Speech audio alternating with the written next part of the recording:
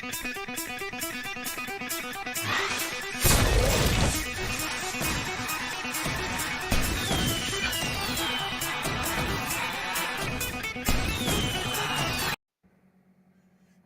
guys, and welcome to the Thunder from Down Under podcast. I'm your host, Graham Solomon. And guys, you know what time it is. It is time to smash that like and love button because I've got a special guest coming on. Go to the Graham Solomon Thunder from Down Under YouTube channel and belt that subscribe thing off the wall. Hit the bell so that you can be notified, become part of the family when we get special guests like we have got now. He's a bit of a rock star in the industry. He's in wholesaling and investing and a few other things, but you may know him as Coach Sharpen. He's the owner at REI Results, and he is a coach, educator, philanthropist, if I can say that properly, and basically one of the sort of biggest wholesalers going around, and he dominates Dallas, Texas. And his name, and welcome to the podcast, is Bryce McKinley. Welcome, Bryce. Thank you.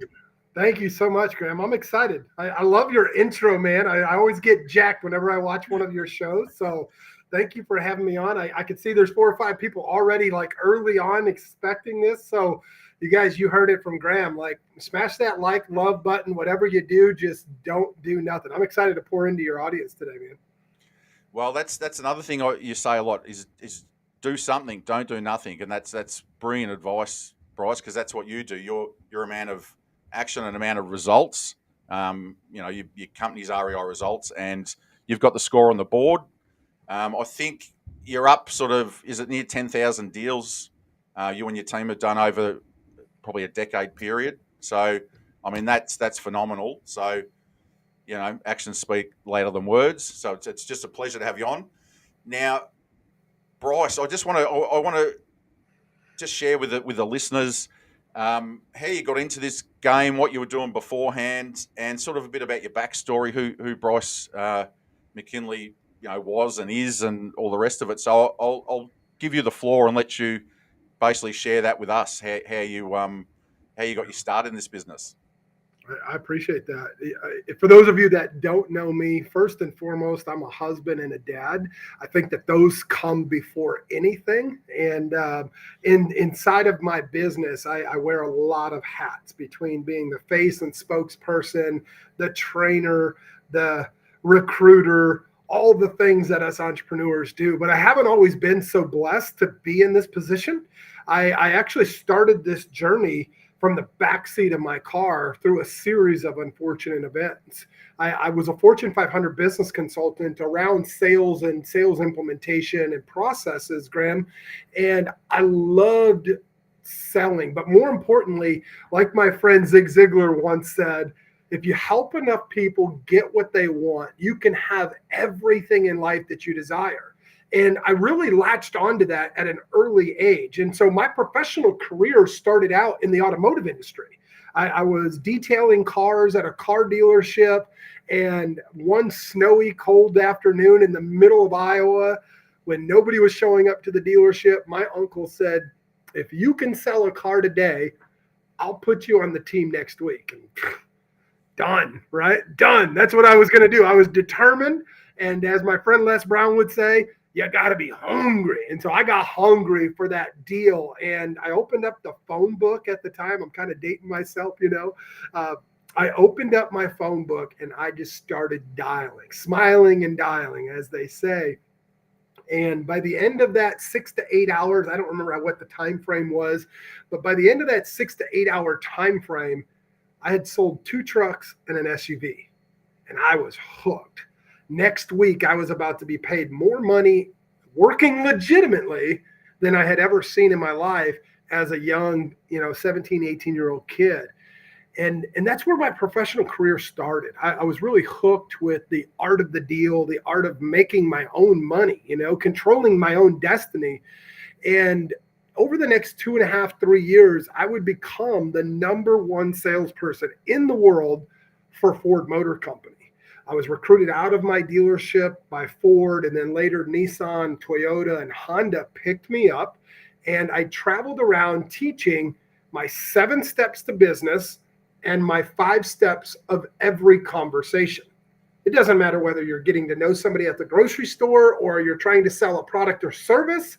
There are 5 steps that have to happen in order for business to happen in and around a conversation. And I mastered that process. And with these 5 simple steps, I've been able to generate tens, if not hundreds of millions of dollars. Unfortunately, through a series of events is how I found real estate. In 2006, I had my wife at the time, we had kind of this open, crazy relationship. She had a son that was killed due to a medical malpractice. We ended up going through some legal battles and depositions and lawsuits. She ended up taking her life in 2008. And Graham, my life was devastated.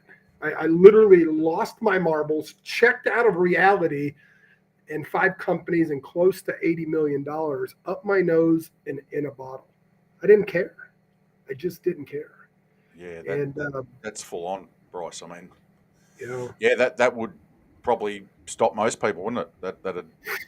That's yeah, that's yeah. pretty full on. So yeah, that's to be able to recover from that is amazing. That you've been able to bounce back from that. So It got worse before it got better. yeah, You know, well, from keep one sharing mountain, with us, Bryce. Keep going. Keep sharing. Yeah, yeah, there, you know, they say from one mountaintop to the other, there's always a valley. And so if somebody's listening to the sound of my voice, I just want to encourage you today, like keep pushing, look for the light at the end of the tunnel. If you're in a shadow of life, like know that there's a light somewhere casting that shadow and reach out. You see, Graham, I believe a couple of things, and this is what I live my life by.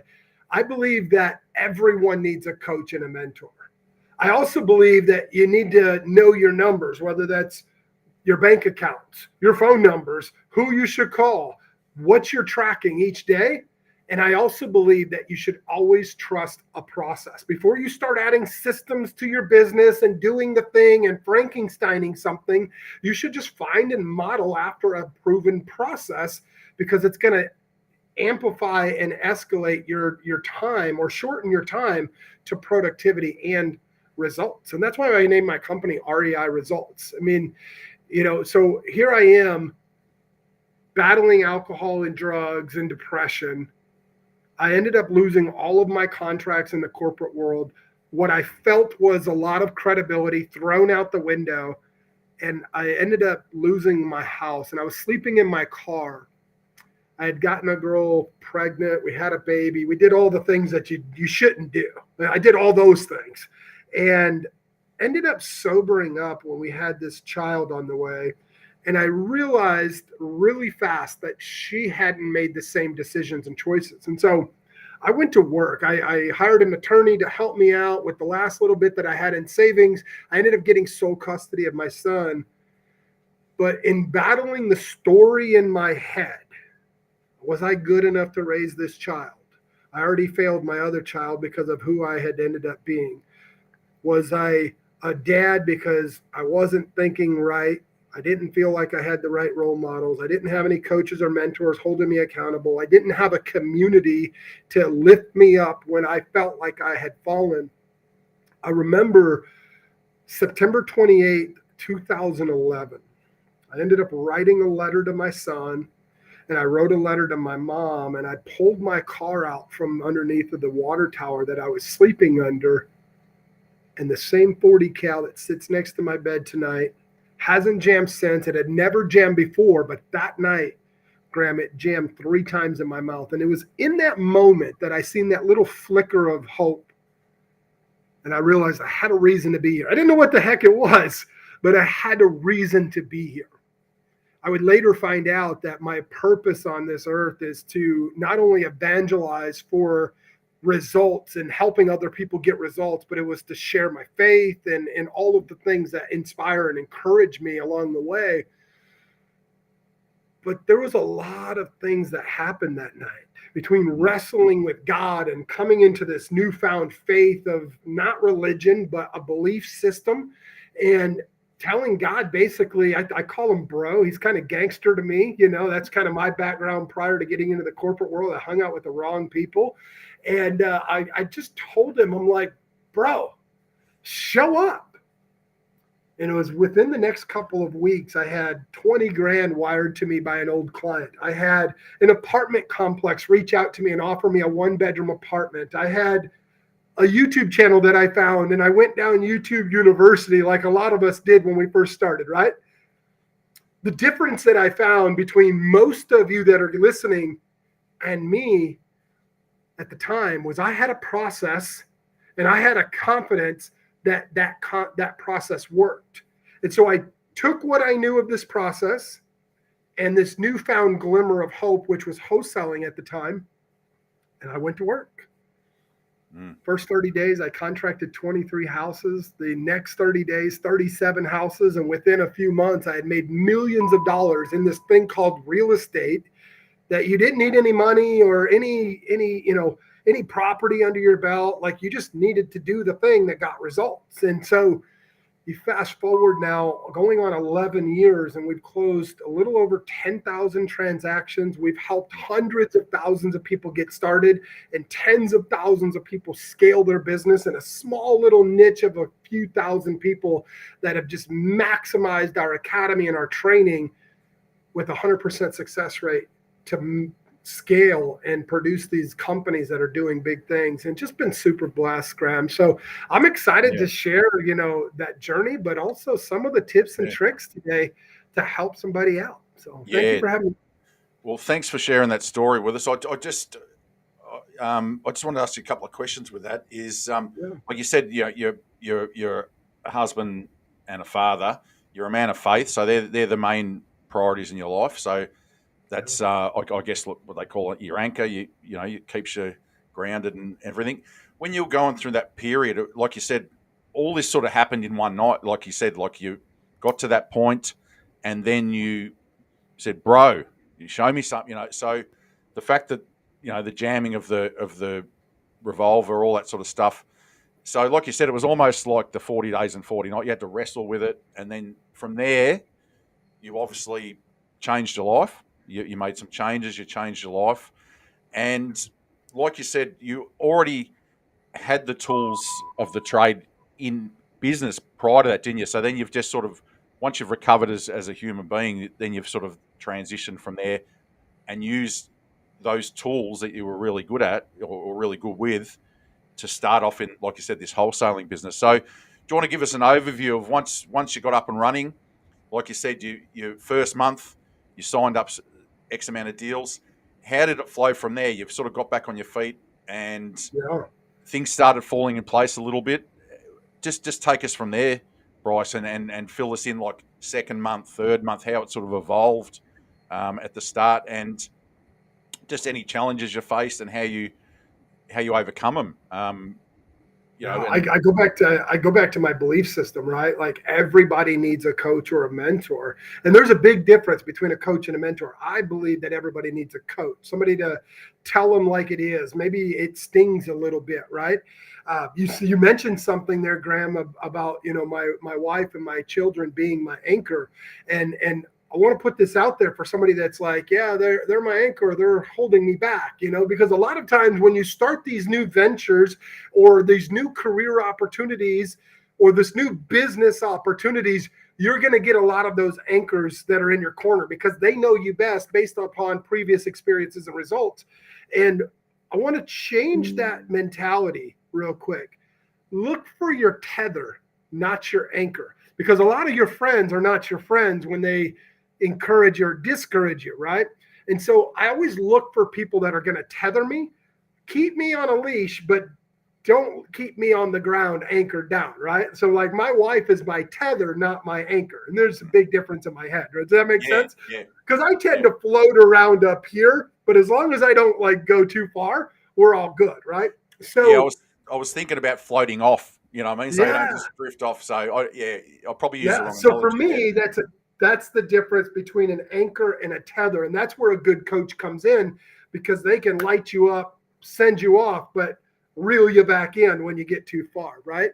So for me, what happened was that first month, I didn't know what I didn't know. And I went out and just started calling. We talked a little bit before we got started here. I started calling for sale by owners, and I started making posts in Facebook groups. And this is 10 years ago. I started doing live streams and just educating, a give, ask kind of mentality. And we talk about it in my book a little bit, actually quite a bit, right? But what happened is one, I didn't know my numbers and I didn't know what end buyers were looking for. And two, I didn't have a buyer's list because I don't believe that that's the first thing that you should do. That's a big waste of time, unlike what most coaches in this business talk about. Income producing activities is where I focused. And that to me means I need to get houses under contract, and then I need to market and sell that contract. So that's what I did. I contracted 23 houses and started marketing them out as best as I knew how. And I learned really fast what the market would tell me. And out of those 23 houses, I only closed 5 of them. And that took me a month and a half. So my second month, air quotes, that second month of 37 deals, then I learned what the market needed. I adjusted my negotiating skills to the numbers that needed to be. And then that's when it took off. Because what happened was the market told me the equation that I needed to be purchasing at, the equation that I needed to be marketing the deals back out, and the equation that we needed to actually close on. And those are 3 different variations and 3 very different equations.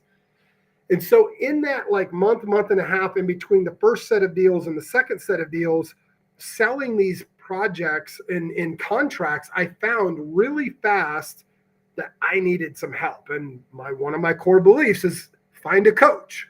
So I reached out to some local investors, and I'm here in the Dallas-Fort Worth market. I reached out to some investors, and some of them were actually looking for salespersons and acquisitions persons. And so I applied for their job and got hired. And I didn't want to work for somebody. I wanted to work with somebody. So I went back to my old consulting days, and I put together a proposal when they said I'm hired, and I pitched them my consulting. They didn't like that very much. I don't recommend that, They didn't like that. They cut up a bit rough on that one. Yeah, they was a little frustrated. I got a call back from one company and one team, and they basically told me, if you can do what you did in that first month with us, we'll talk about some sort of partnership. And so I went to work. And my second full month, which was technically in my month 3 or so, I ended up contracting 37 houses. And out of those 37, we closed 35 of them together. And the rest is history. And so they made me a minority partner, had a very little equity share there, making more than their average commission and so forth. And we built out this company, and we were doing 50, 60 deals a month in this market. What's really different is I use my model, the backseat of the car model, and every single one of my transactions, except for 5, have been completely virtual. So pre-pandemic, pre-COVID, we were doing virtual wholesaling and virtual flipping and hoteling before it was ever a thing. Why? I didn't have the money to drive around the Metroplex, and this place is huge if you've never been to Dallas-Fort Worth, number one. Number two, didn't need to because I had this proven process that we were able to duplicate over and over and over, month in and month out. And so that's really been my journey. And about 4 years ago, my partners and I, we decided to part ways. And that's kind of what brought me to where I'm at today. It was out of need and desperation and just anxiety that I formed my mentoring program because I honored and respected those guys. So I formed a coaching program. So I wasn't doing deals. I was teaching what we did. And then we started doing deals in Florida and California. And now we're in all 3 of these markets, Florida, California, and Texas. And just been blessed, man. And now it's time to give back. And so that's what we do between content and materials and coaching and so forth. Just been blessed to be here, man. So, yeah, thank you for letting me share. You've dropped a heap of thunderbolts. I mean, I don't know where to start. I'm going to have to wind it back and watch it. But you've dropped some huge thunderbolts there. And, I mean, just that ratio from your first month, from what you signed up. I mean, signing up that many contracts in your first month's amazing. But then, obviously, you didn't have the you didn't close them all, and then straight away you've just got that back up to almost 100%. So that's amazing there. And yeah, pretty much like you've been saying, you just put your systems in place, and you're a fast learner. Obviously, you just hit the ground running. So that's amazing, Bryce. Yeah, that's amazing. And I just want to go something. You said when you started off when you were a young guy and you're in that car yard, and you had to you were going to be on the team if you sold one car. Did you get elevated after doing a couple of trucks and a car in your foot? Did you get elevated to sales manager straight away? Like, did you skip everyone like straight away? Because that's amazing. Like, not only did you achieve that thing in that one day, you quadrupled it. But is that where? No, I didn't. But is that where it all started? Like, did you just, like you said, you got a passion for sales, and I mean, obviously, you would have put a lot of work in you. I mean, because you're a great speaker, you're great. Anyone that's seen you on the phone, all this sort of stuff, you're really good at it. Did you sort of immerse yourself in all of it, or did it come pretty natural to you? Were you a good talker in the early days? Like, were you a good talker when you So were young? I would say a couple of things. One, I have this God-given talent to be able to read between the lines of what people are saying and what they're not saying. And I've been able to hone that craft. And I believe that when you want to learn something or do something or be something, that you study the masters. And so early on, I started studying myself and really started, if I wanted to master me, I recorded my calls. So for example, in my Facebook group, and we talked about that, prior to this call, I recorded my calls for almost 4 years and got better and better on every single call in the real estate space, right? But my sales and entrepreneurship journey really starts like when I was 8 years old. I had a paper route and I got fired because I wasn't 10 years old. You had to be 10 to have a paper route in Illinois, which is where I was growing up. And I remember selling my route manager on the idea of, well, you thought I was good enough, and I obviously did a great job. I never had any complaints in the couple of weeks I was here. Why don't we put the paper route in my parents' name? And when I become 10, give me more routes. And that's what happened. And like, I didn't know it then, but as I look back as an adult, there's always been this natural ability to converse and persuade. And one of the things I realize now, looking back on this journey, is it probably had a lot to do with the charismatic, like almost cult-like religion that I grew up in, and the persuasion from the platform, from the pastor, and I don't adhere to a lot of those beliefs now. I have a very strong faith and belief in God, but not what the church said it was, right? But those pastors that I grew up with were very persuasive. I mean, they had a cult-like religion and tens of thousands of followers in that. And so I think a lot of it came natural from that, but then my sheer determination to be different, right? I just wanted to be different. And I believe that different is better than better. And if you set yourself apart from the rest, the only thing you can be is the best, right? And so I don't believe that I have any competition. I don't believe that anybody is better than me. I am my biggest hindrance. I believe, and that doesn't come from a place of arrogance. I believe that I'm the best source of information for the people that I get to serve. I'm the best source and opportunity, and it's my responsibility to help them see that. And I think that if we could all come into that, whatever your superpower is that's listening right now to this show, if you can understand that you are the best source of information because you're the person in front of the client or the communication event that you're in, the world is your place, And so just honing in and practicing daily, I've got my next presentation literally sitting on my desk with chicken scratch on it, right? As I'm sitting here, like, these are my show notes as I do my next presentation.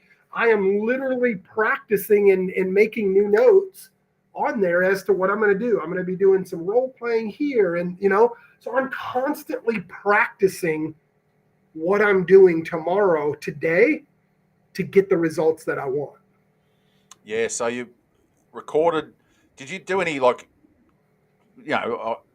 did you talk in front of the mirror to yourself while you're brushing your teeth? Did you just sort of live it for a while? Did you just get better and better and better? And obviously, we're talking way back. Yeah. You probably got a lot more, better techniques as you developed. But is it something that you've just, like you said, you still scratching notes down now? Is it something that you just pride yourself on? I've just got to get better. I've got to get better. And that whole connection with people and like you said, being an influencer, like you saw that, that stuff, the charismatic stuff early on, and it's sort of, you are an influencer. You've got a very strong demeanor and confidence when you talk on the phone, when you talk, on stage and all that sort of stuff. So that's something that you built over time. And you're saying that probably the key thing is practice, and then practice gave you confidence, and then from confidence you just built more tools and put more tools to. Yeah, I think it's twofold. I understand what you're saying here. It's twofold. Number one, I need a constant reminder that I need to get better today, right?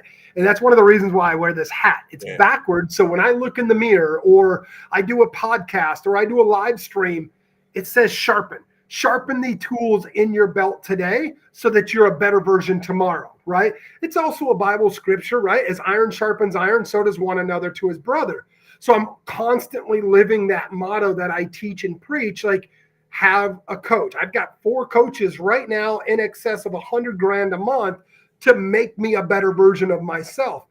And that comes from my very first coach. You asked me earlier if I became a sales manager. No, I never did in the automotive industry, because I believe that people should exercise and empower their superpower. And mine was sales and persuasion and training that. Not the management and all the KPIs, like that stuff drives me nuts. I really don't like doing it. And I know it needs to be done, so I hire smart people to tell me what to do. Yep. But I haven't always known that, Graham. And how I learned those traits was by my very first coach. And his name was Bill Bowden. I'll never forget this. So my professional career in the automotive industry was around 18. My uncle said, if you sold a car today, I'll put you on the team. And that's what I did. Over the next 2 years, I would become the #1 car salesman in the world with Ford Motor Company. And I ended up getting recruited, like handpicked out, like, who is this punk kid that's selling 70, 80 cars a month? Because the only guys that do that are selling to like enterprise and fleet versions of cars, company packages with 20 cars, 30 cars. But this was all individual sales.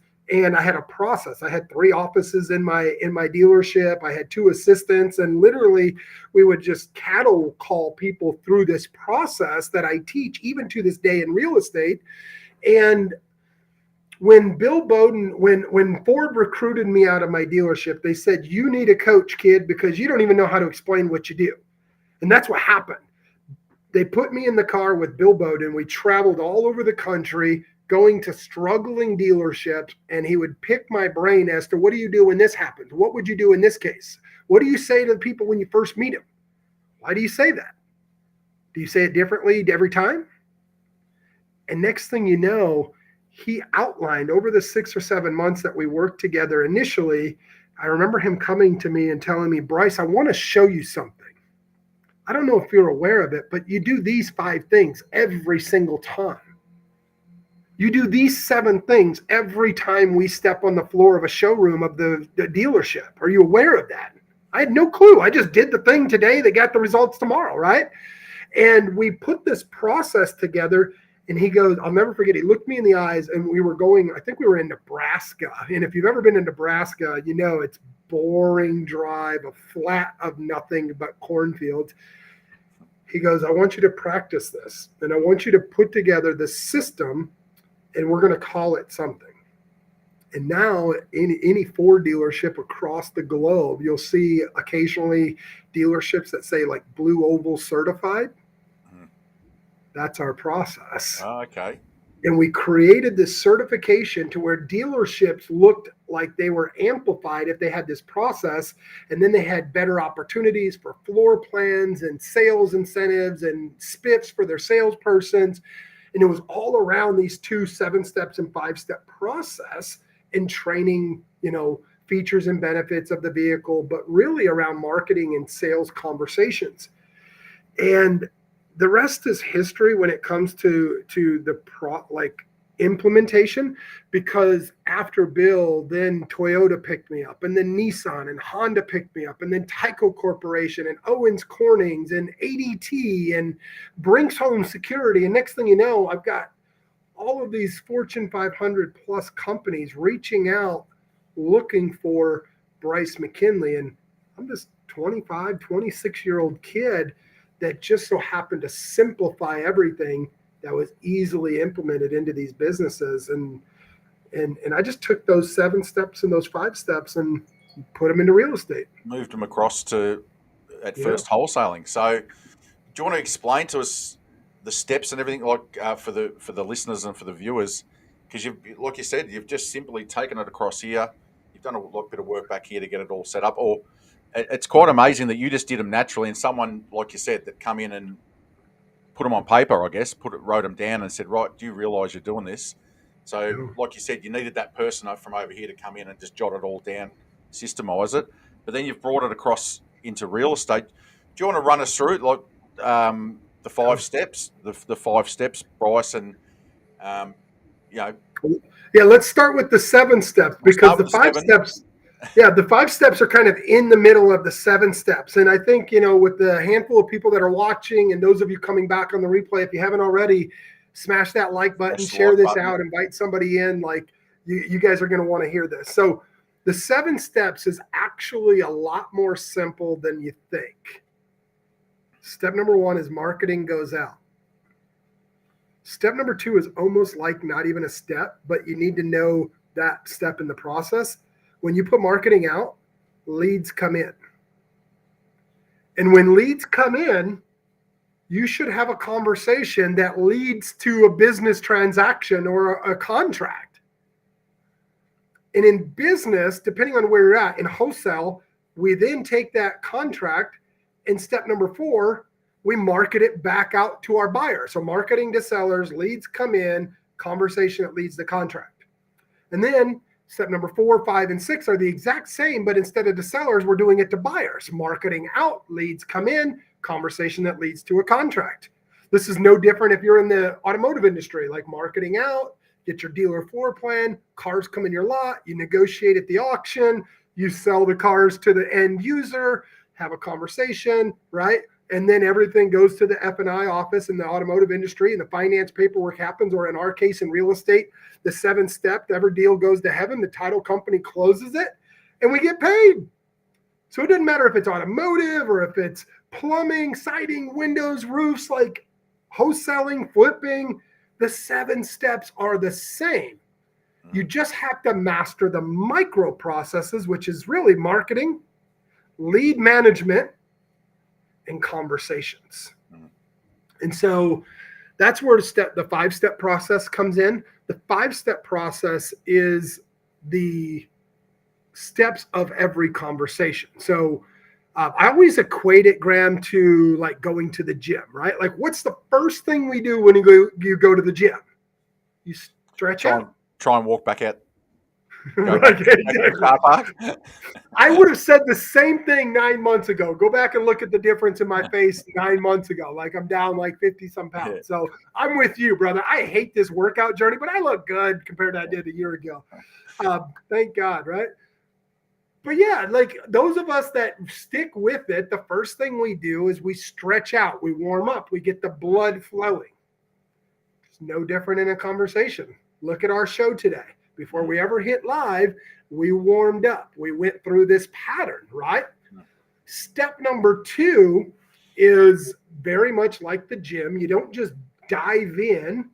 You move the needle or bridge the gap, right? At the gym, you put on 300 pounds and start working out? No. You put 100 on the bar, then 150, and then 200, and you move the needle. You bridge the gap. And what happens in step 2 of the conversation, where most people fail, is that they don't realize that in this part of the conversation, like, how do we transition from getting to know somebody to talking about business? Well, people just want to feel like other people that have had success doing the thing that you're trying to do. Or in other words, keeping up with the Joneses, right? Mm. And so you can bridge the gap by lumping conversations together, like saying things like, gosh, Graham, most people that I work with want to know what we do and how we do it. But most importantly, like how much you want for your house. Do you have those same types of questions? And just like you're nodding your head, yes, inevitably your seller or your buyer or your title lender, whatever, they're going to say, yeah. And besides that, right, you want to take it off the table, their current reality versus their desired reality. Step number 2, you lump them in together. I won't go into too deep because we've got limited time here. But so step number 2 is you bridge the gap.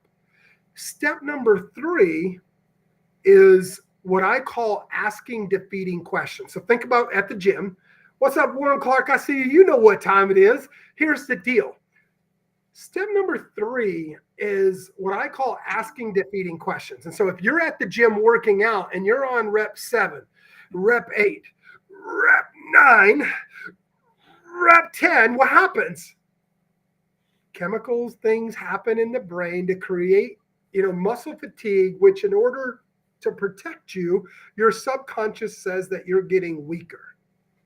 We can create that same chemical imbalance by asking questions with tonality and dips and upticks and so forth.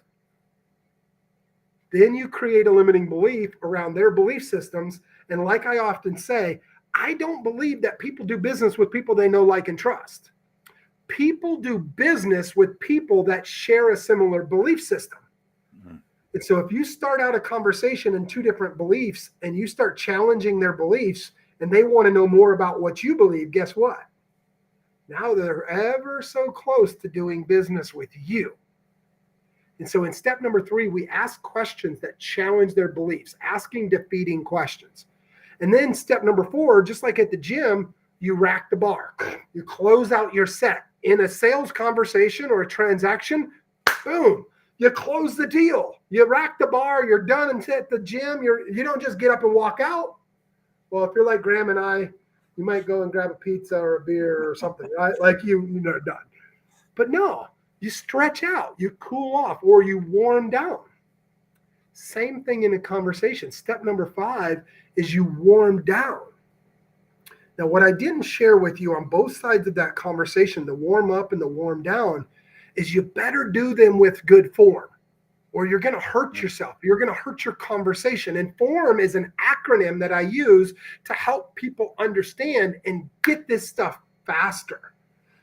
Family, occupation, recreation, motivation. You'll never truly solve someone's motivation if you don't know what they're for. So you better start your conversation and end your conversation around family or occupation or recreation, in turn giving you ammo throughout the process.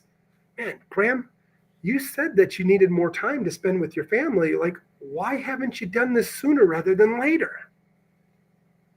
Oh, that makes sense. You've been stressed out from work. Is that because of all the overtime?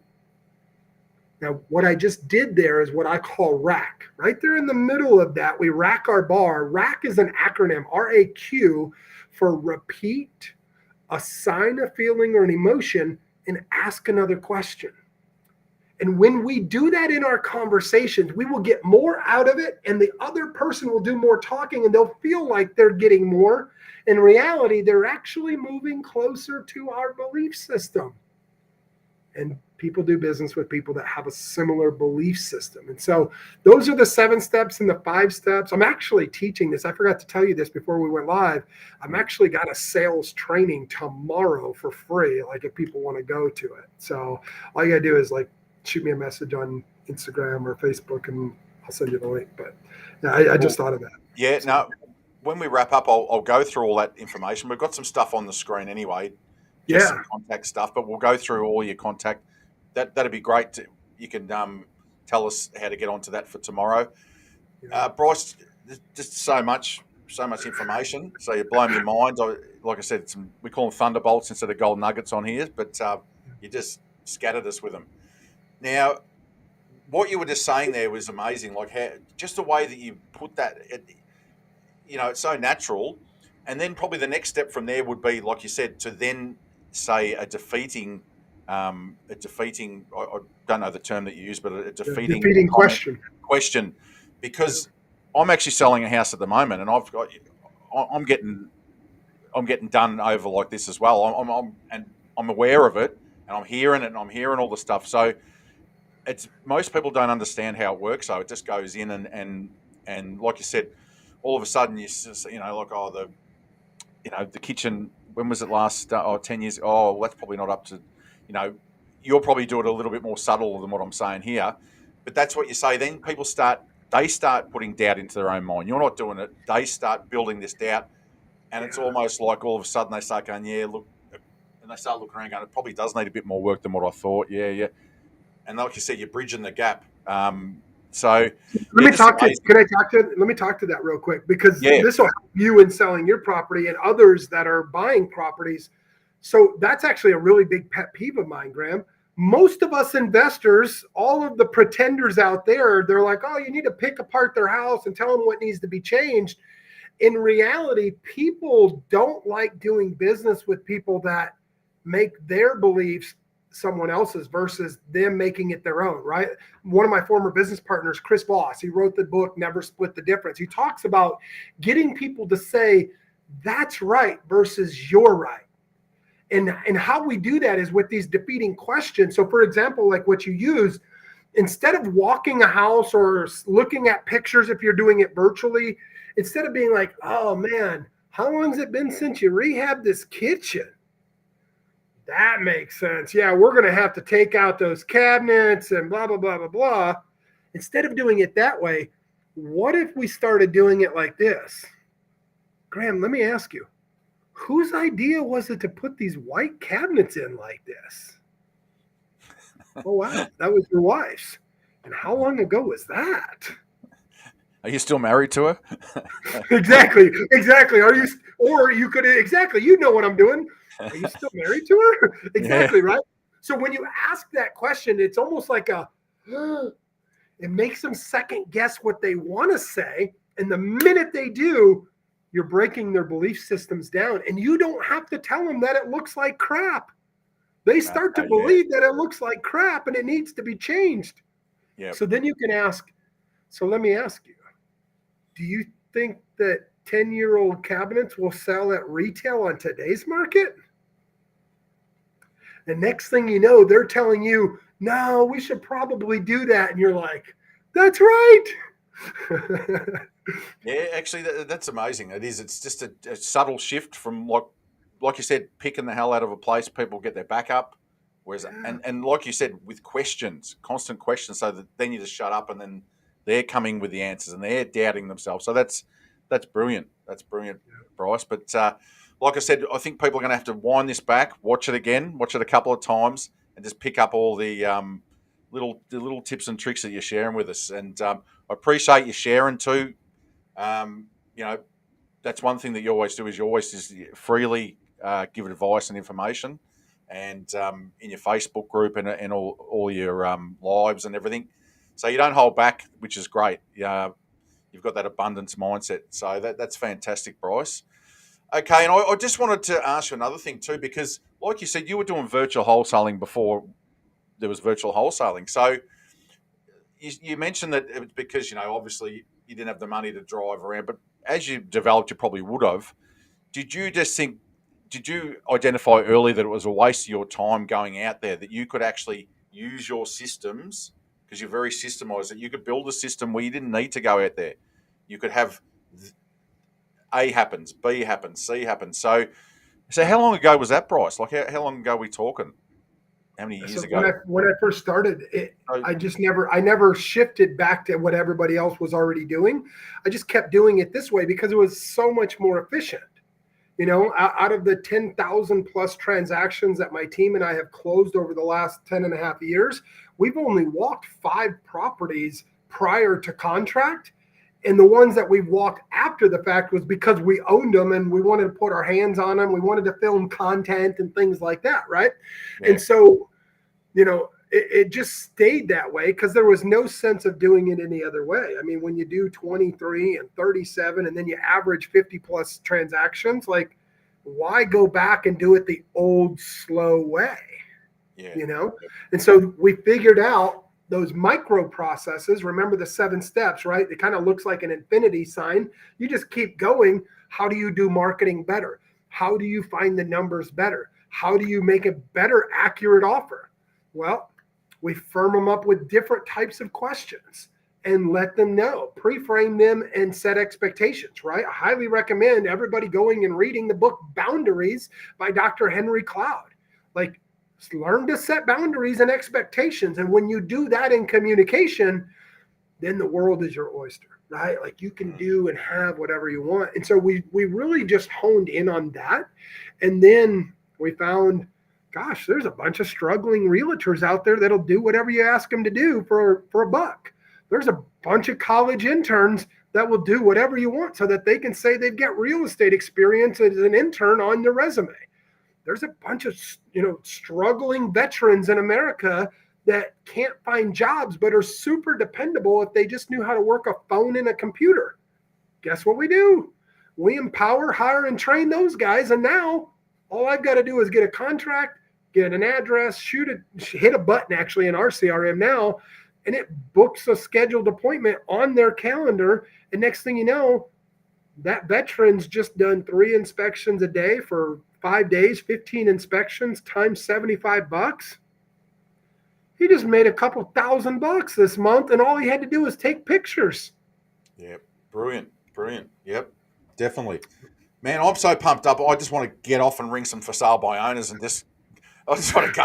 I'm pumped up. So I appreciate it. I mean, once again, you're sharing just you thought about it. Why not do this? Why not do this? Put some systems in place. And now, I mean, like you said, now you're in other states. I mean, you can do the whole country because your model is tried and true and it stacks up.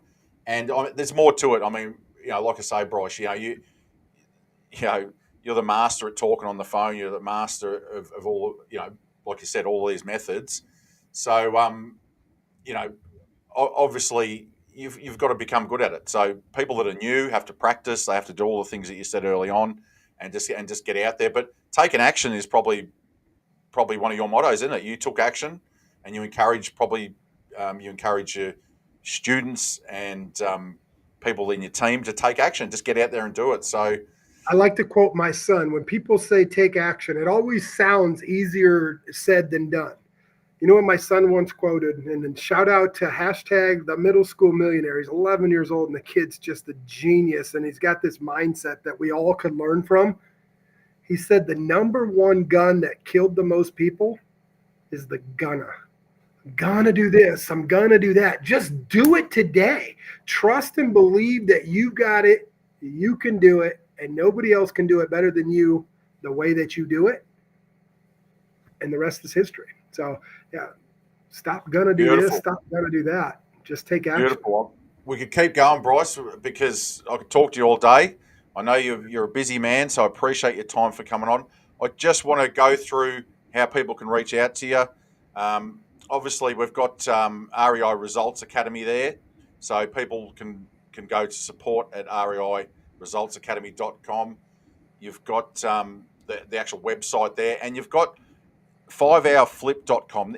That's the free ebook, is it? People can go to www.5hourflip.com and I think they can download a free ebook. So it's $7, but that $7 will change your life. We've had 3 homeless people come through our program and go through that 5-hour flip process and get off the streets in the last 2 years. But it's $7. It's the best $7 you'll ever spend. But yeah, it is the ebook. It goes through and it breaks down those 7 steps and the 5 steps. And we even include some opportunity if you wanted to purchase some additional sales training and comp training and stuff like that. So the question I would ask, would you prefer to buy a cup of coffee or would you prefer to get this great? So I'm trying to learn how to do your stuff there. But like you said, for the cost of a cup of coffee, the resource is amazing. So yeah, definitely just go there, grab that. And I couldn't fit it on the graphics. Could you just give us your Facebook group? Because I think that's a great place to go and see you in action. And like you said, you've got so many resources in there. Do you want to just rattle that off? And what I'll do is I'll put it in the description afterwards in the YouTube video and in the Facebook group. And I think, obviously people can reach out that way, but they need to go and check out your Facebook group and what you teach in there. I mean, you've got a lot of resources in there as well. Yeah, it's a little long, but don't let the tongue twister fool you. It's virtual wholesaling real estate tips and techniques. So the Facebook group, if you want free coaching, you want to see cold calls in action, you want to listen to how I sound on the phone and what I actually say to sellers, there's over 4 years, a little more than that, 4 years plus of coaching calls that we've done, guest speakers. We just had a tax expert come in the other day. Once a month, we have got a tax expert, or once a month, we have a guest speaker come in and just light up the room. So Facebook.com/groups/virtual wholesaling real estate. And that group, if you find that group, go through the video section and just consume, but take action. You got to take action. And just one thing I'd like to, on a bit of a different note, Bryce, I'd like to finish on is, and I didn't know this, only found this out the other day, is you donate, I nearly messed the word up, what is it? Philanthropy. You're a bit of a philanthropist. You donate a couple of causes, but homeless.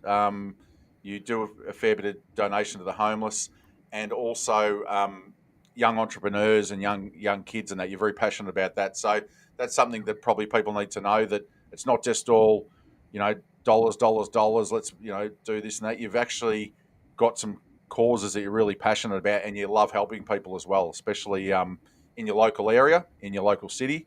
You're doing a lot of things there. So I don't know if you just want to share a few things there. I know you.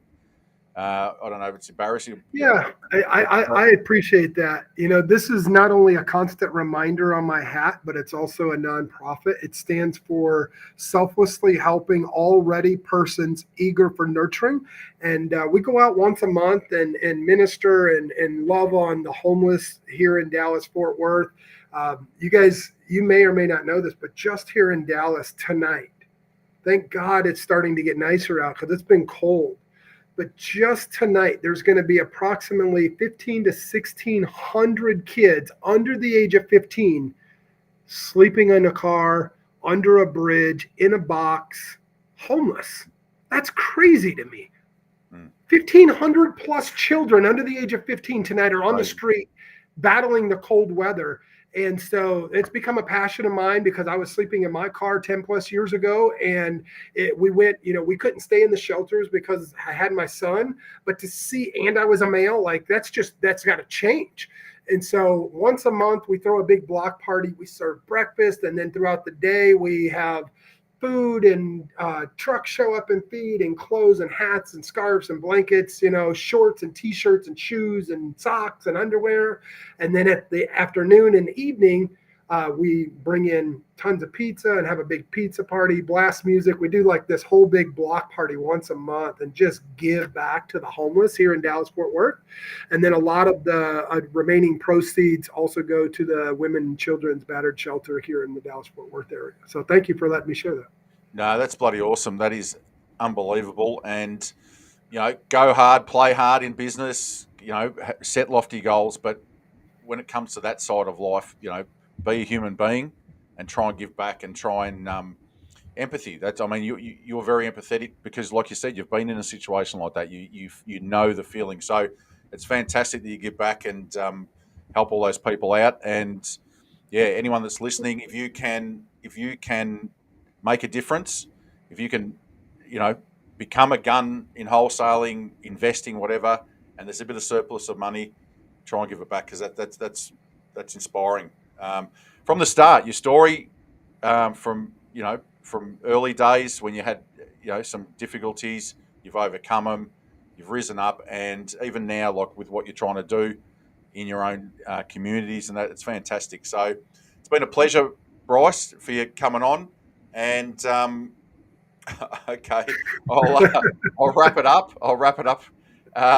So thank you very much for coming in, and appreciate it. I'm going to go to the outro now. thanks to Coach Sharpen. You know what time it is. You have been thunderstruck. Appreciate you. Thank you so much for having me on.